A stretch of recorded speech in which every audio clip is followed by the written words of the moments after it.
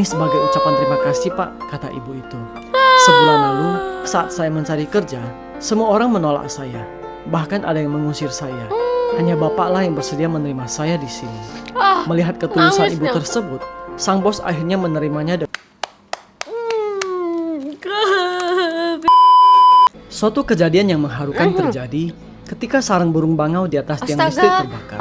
Petugas pemadam kebakaran pun dengan sigap berusaha untuk memadamkan api tersebut.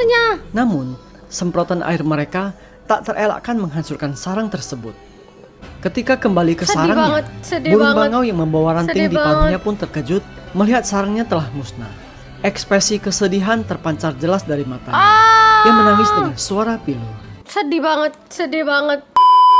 Hai gengs maniak, apa kabar? Dari Sabang sampai Merauke, dari yang muda sampai yang tua. Tutup mulut kamu. Biarkan malaikat Rokib dan Atit seng menilaiku. Cangkemmu, ojo melu-melu. Salam satu rasa, icikiwi.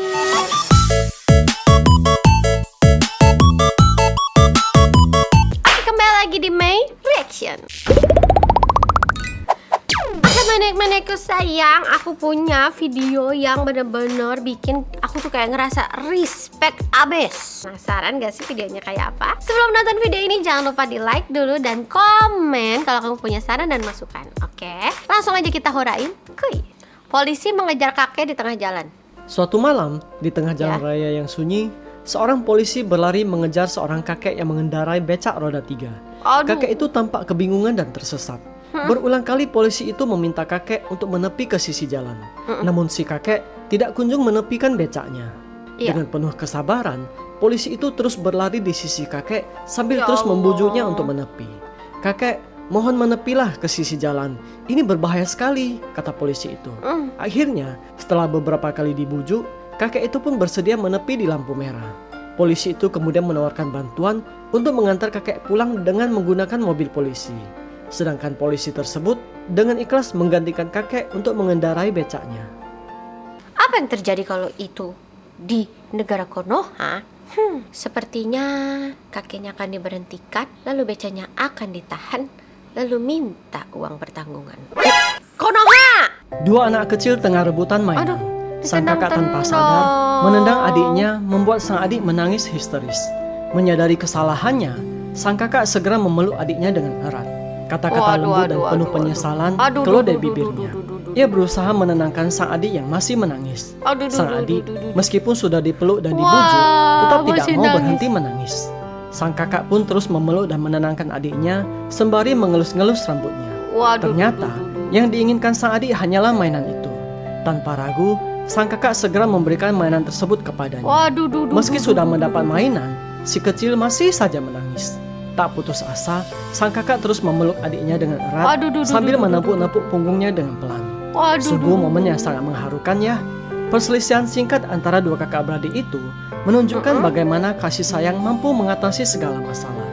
Meskipun sempat bertengkar, mereka tetap saling menyayangi dan tidak bisa dipisahkan. Keren. Tapi awalnya pasti tuh si kakak takut gara-gara dimarahin ibunya biasanya. Kamu ya, bikin adek kamu nangis, Anak gadis ini sungguh kasihan. Namun di balik kesedihannya, terdapat kekuatan yang luar biasa. Dia adalah cucu yang sangat berbakti. Setiap hari, dia tanpa kenal lelah, membantu kakeknya mendorong padi. Meskipun tubuhnya rapuh dan lelah, semangatnya tetap menyala terang. Suatu hari, kelelahan itu tak tertahankan lagi.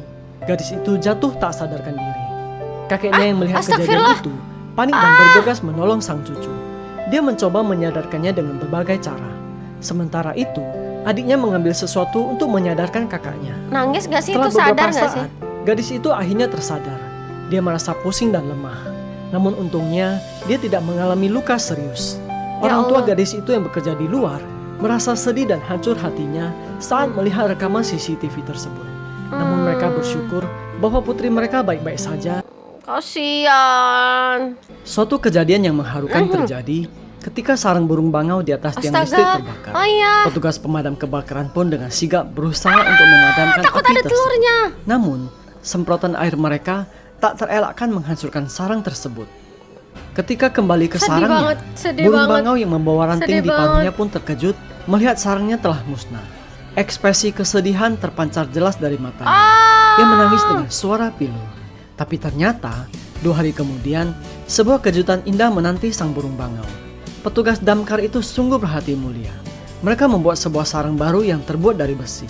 Sarang baru ini ditempatkan di posisi lebih tinggi agar tidak lagi mengganggu tiang listrik. Burung-burung bangau itu pun menyukai hadiah tersebut.